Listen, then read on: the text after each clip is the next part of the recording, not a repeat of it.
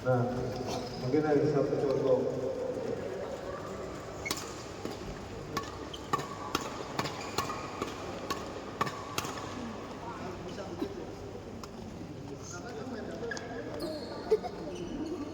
Kecuali saya bilang ya tadi, kalau dia punya ide bagus ya, nah pelatih dia bisa begitu. Tapi kalau yang enggak ya kita fans.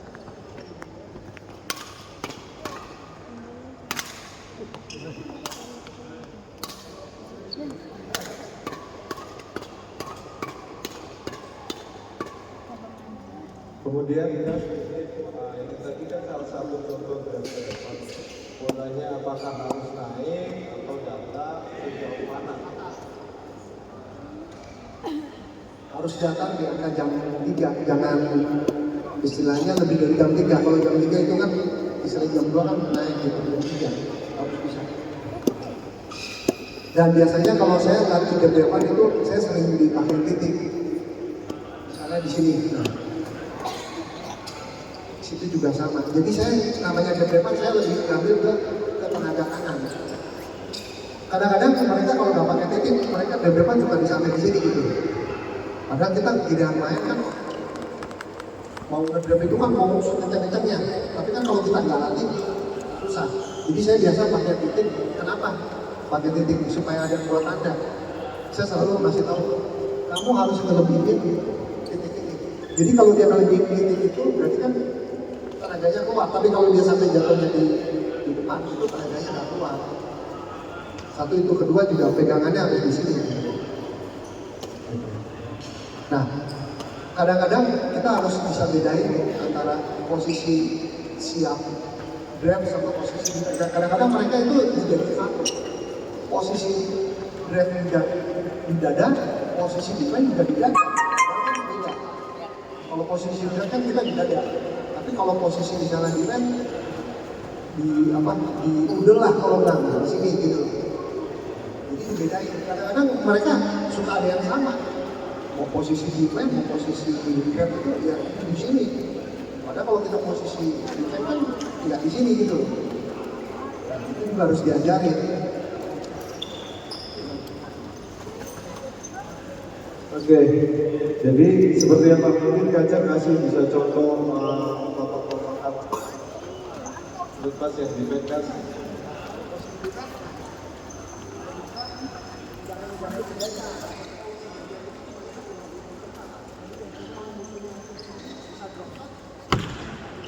Mati langkah.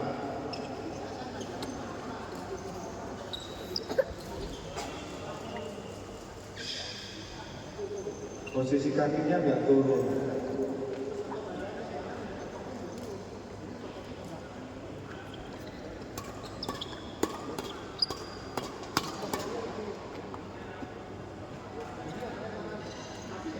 Ada juga mereka yang kebanyakan tangan main, badan main, jadi gini naik turun, nah itu yang nggak boleh kalau menurut saya.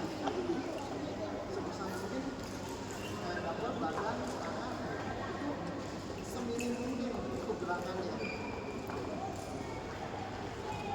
Jadi untuk gerakan badan sama tangan itu seminim mungkin, jadi jangan terlalu banyak gerak. Ya, terutama badan kayak misalnya kita ya udah begini, jangan misalnya baru gini naik turun lagi itu udah sulit. Ada pertanyaan ya? Kira-kira ada yang mau ditanya tentang masalah yang tadi defense, kemudian servis? Ada? Kalau enggak, kita oke. Terima kasih. Untuk posisi grip tadi waktu servis itu kan kalau Lukas kan terlalu di depan banget, apa harus mundur sedikit, apa harus Biasa rata-rata pemain double itu memang istilahnya kalau saya selalu ngajari kalau yang untuk saya kecuali smash ya. Kalau smash itu tutup semua, nggak kelihatan. Tapi selebih itu mode depan, defense, posisi double jadi di sini. Jadi kelihatan. Rata-rata kalau double seperti itu pegangannya. Jarang orang misalkan posisi di depan, defense itu di sini gitu loh. Mereka semua paling begini. kecuali nyemes doang. Kalau nyemes begini ini akan mengurangi power. Jadi kalau nyemes ya begini. Selebihnya untuk pegangan grip double ya begini. Servis pun Langsung depan. jarang orang servis di sini, jarang pasti di sini. Karena habis dari sini makanya yang apa tadi saya bilang sebisa mungkin kita meminimkan gerakan-gerakan badan, gerakan tangan, terus gerakan untuk merubah grip. Dan bisa dari sini tidak ke sini. Jadi biasa orang habis dari sini.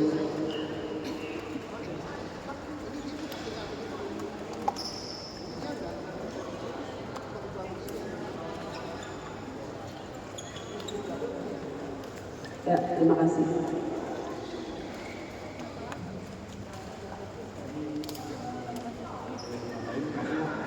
Semakin kita di depan tuh pegangannya yaitu meminimalis gerakan ayunan. Semakin depan pasti akan lebih cepat dari servis dan kita posisi depan. Kalau posisi pegangan raket di dalam seperti ini yaitu buat tunas. Nah ini posisi forward full buat tunas. Beban raket itu semua. Jadi kalau misalkan kita latihan pakai raketnya ringan, biasa tunasnya itu berat. Tapi kalau semakin berat atau apalagi kepala raketnya lebih berat, pasti akan lebih ringan. Jadi ini pegangan maksimal buat mas. Biasanya karena atau pakai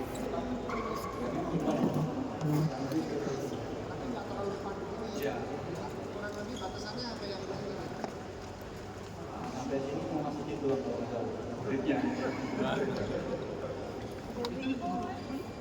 Oke, selanjutnya mungkin ini servis atau terima servis. Nah, terima servis yang dimaksud dengan menyerang itu seperti apa? Bukan, kalau merasa ini bila servis. jadi yang itu apa jadi mereka harus dikasih update ya di sana. Mereka terima servis. Mereka tuh disuruh apa? Jadi mereka harus tahu dulu. Nah nyerang. Kalau nyerang itu harus ngambilnya di mana? Ya, pasti kan pembukaan itu kalau tidak boleh itu kan harus nah di sini. Di sini dulu nih. Gitu. Jadi selama mereka ngambilnya istilah di sini atau di sini udah susah. Walaupun untuk ganda putih memungkinkan. Kalau untuk ganda putih, kalau ganda putra bisa. Kalau ganda putra kemudian langsung dia aja. Tapi kalau ganda putih mungkin. Gitu. Tapi kan kita ngajarinnya nggak boleh dia bilang karena memungkinkan nanti dia masih biasa pembukaannya atau jatuh.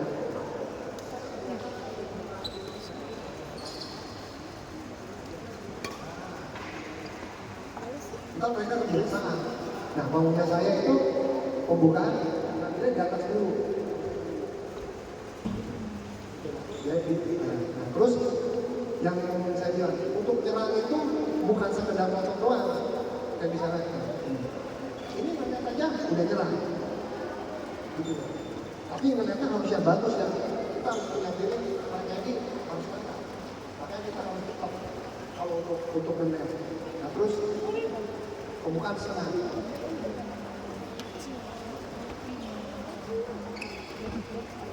Itu juga udah nyerang, gitu loh. Ya, nah, yang mungkin yang mereka apa nggak usah diajarin, ya dorong itu mereka nggak usah diajarin, yang pasti dia udah kayak gini. Tapi kebanyakan mereka nggak bisa melihat datangnya bola udah tutup dipaksa, kalau nggak out. Nah itu juga kita harus ajarin di posisi mana untuk nyodok itu bisa memungkinkan untuk didorong. Jadi tadi kan disampaikan kalau terima servis harus ke semua sisi kan. Iya, terima servis artinya pembukaan harus bisa ke semua sisi. Jadi sudut mana saja yang harus ini kan berarti kan tadi ada 3 titik yang sudah lunas berikan. Jadi sudut A, B, kemudian setengah ke sini, kemudian sodok lurus ke belakang kiri. Berarti ada juga apakah kecilan atau tengah kemudian setengah silang itu maksudnya apakah juga bisa menggunakan. Kalau untuk posisi depan, ini kita mau ganda putri ya. Nah kalau misalnya kita posisi depan, saya sih tidak harus istilahnya harus ke pinggir, yang penting dia harus kedua cepat. Mau ke pinggir ya lebih bagus, tapi minimal paling nggak harus cepat untuk ganda. Nah, dan juga saya biasanya kalau untuk ganda putri itu kan lemahnya ada dua, kalau nggak backhand ke body. Nah saya biasa ngajarin kalau mau pemukan incer buat titik itu. Gitu. Kalau untuk ganda putih, kalau ganda bola ini susah. Karena kalau ganda bola tuh mau kanan, mau body, mau kiri itu apa? Semua oke lah. Tapi kalau ganda putih lemahnya dua itu. Gitu.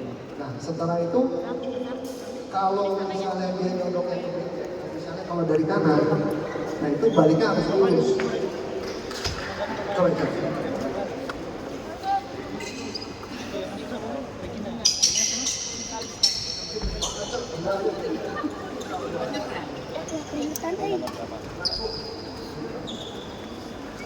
Jadi persiapan kalau di double itu namanya dorong blok. Habis dorong siap blok. Mereka biasanya kalau kita pancing datar, mereka kan bakalan datar lagi, nah kita siap. Datarnya mereka kita tinggal lihat. Kalau misalnya langsung bisa kita tekan lagi atau kita rem. Tapi kalau dia kencang banget kita rem. Jadi baliknya pun harus tahu. Jangan cuma jangan cuma pembukaan doang tapi dia nggak tahu untuk angkat berikutnya. Begitu juga kalau misalnya di kiri. Nah kebanyakan nih kalau dari kiri nih pembukaan ke backhand dia larinya ke sono. Bukannya daerah dia dijaga, tapi daerah yang lurus dijaga. Ketika dorong terus dibelokin, dia bengong. Padahal partnernya kan ada posisinya dari sini. Nah, lebih baik kalau misalnya itu buka. Nah, kalau saya biasanya ngajarin lebih baik kalau double itu pembukaan itu kecuali ngenet. Kalau ngenet kan kita posisi depan sama belakang. Gitu. Tapi kalau pembukaan istilahnya setengah atau dorong, utama dorong, kita harus jaga kanan kiri. Kita jagain kalau dorong itu bola datarnya mereka dan kita harus nyambung. Gitu. Jangan posisi dorong tuh depan belakang. Kalau resikonya depan belakang itu, kalau solonya ngarahinnya ke pinggir-pinggir, kitanya sulit. Gitu. Tapi kalau kita dorong jaga-jaga kanan kiri kita enak. Jadi kita jaga wilayahnya masing-masing. Jadi kalau kita di kiri misalnya mau dorong ke kiri, siap. Yang ini yang maju. Begitu juga posisinya di belakang. Kalau partnernya pembukaan, kebanyakan mereka itu jaganya gini, terlalu jauh. Padahal kan kalau habis pembukaan itu kan kita harus nyambung. Saya harus nyambung, yang pembukaan sama partner juga harus nyambung. Jadi jaganya jangan di sini. Jadi agak lebih ke sini. Dan yang di sini juga jangan di tengah. Maksudnya kalau di sini mereka dorong ke back terus ini kejauhan. Kita agak di sini. Maju di sini kita agak sini. Jadi ketika kita bola datar mau didatangin ke sini kita langsung gerak. Jadi itu juga harus diperhatikan. Gitu. Oke, terima kasih Mas Budi. Dari sisi Indra, apa yang dibutuhkan pada saat return service kalau buat ganda putra? Paling saya mau tambahin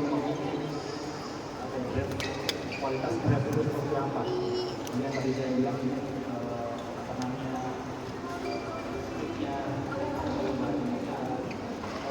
perbedaannya. Oke. Ya, Aceh mau kasih coba memperlihatkan perbedaannya yang biasa